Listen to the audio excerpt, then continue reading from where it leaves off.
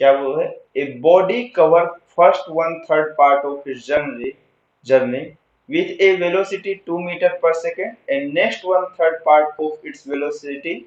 of 3 meter per second and rest of the journey with velocity 6 meter per second, the average velocity of the body will be। तो अब इसमें हम वो formula apply नहीं करेंगे, हालांकि करने के लिए कर सकते हैं, उसमें कोई बहुत बड़ी बात नहीं है, लेकिन देखिए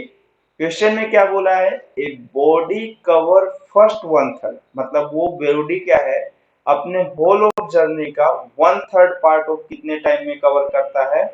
वन थर्ड पार्ट ऑफ इस जर्नी विथ वेलोसिटी ऑफ मेरे पास कितना है, ए से बी तक की जो डिस्टेंस है वो अपने पास एक्स ऑफ डिस्टेंस का कौन सा, मतलब टोटल डिस्टेंस एक्स है, तो वो वन थर्ड पार्ट ऑफ उसका कितने से चल रहा है, 2 मीटर पर सेकेंड की स्पीड से चल रहा है, ठीक है। And next one third part मतलब बी टू सी के लिए वो कितने से मूव कर रहा है, नेक्स्ट वन थर्ड पार्ट वो 3 मीटर पर सेकेंड की स्पीड से चल रहा है एंड रेस्ट ऑफ जर्नी वो अपने पास कितने से चल रहा है, 6 मीटर पर सेकेंड की स्पीड से चल रहा है। तो देखिए पहले वाली केसेस में अगर वो देखो तो मेरे पास होल ऑफ जर्नी को हम कितना कंसीडर कर लिए हैं, एक्स कंसीडर कर लिए, तो x में से अगर वन थर्ड ऑफ निकाले तो वन थर्ड ऑफ ये हुआ, तो x में से आप सब्सट्रैक्ट कर दो 2/3 ऑफ x, तो ये वाली जर्नी और ये वाली जर्नी को अगर आप सब्सट्रैक्ट करोगे तो आपके पास बचेगा c से d तक की जर्नी, जो कि वो कितने ऑफ से है, वो भी वन थर्ड ऑफ से आएगा, ठीक। तो वन थर्ड ऑफ पोर्शन जो रिमेनिंग है वो कितने की स्पीड से मूव कर रहा है, 6 मीटर पर सेकेंड की स्पीड से ट्रेवल कर रहा है। तो मुझे क्वेश्चन में क्या बोला है,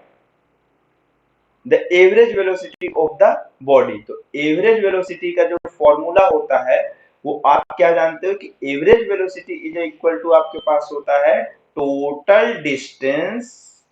या टोटल डिस्प्लेसमेंट, वेलोसिटी बोला तो total displacement upon total time,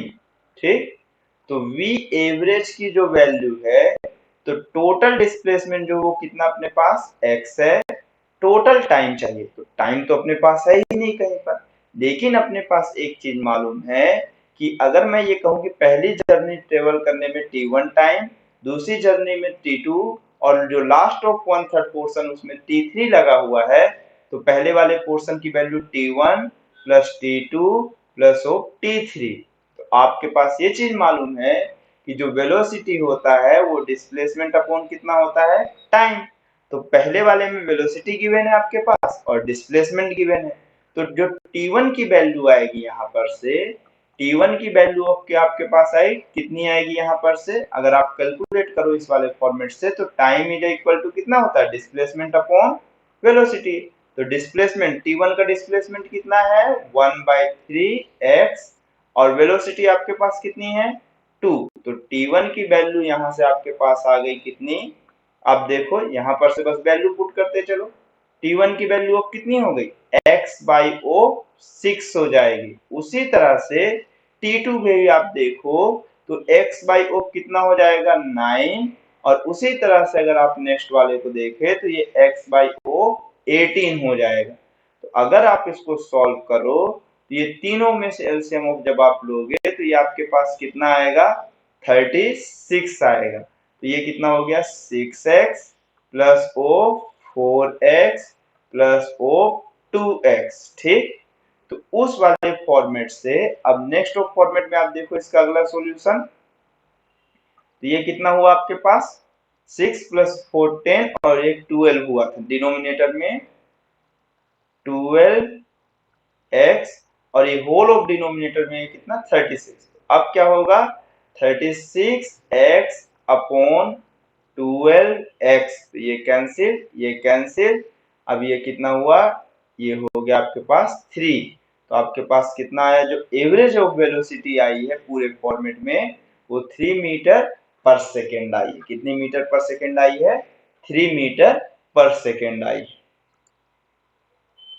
तो इस वाले का जो ऑप्शन होगा वो कौन सा हो गया, ए नंबर, कौन सा नंबर, ए नंबर, ठीक। उसके बाद नेक्स्ट वाले फॉर्मेट की हम लोग बात करते हैं, नेक्स्ट कौन सा हमारे पास, ओ सॉरी फोर्थ नंबर, हाँ फोर्थ नंबर।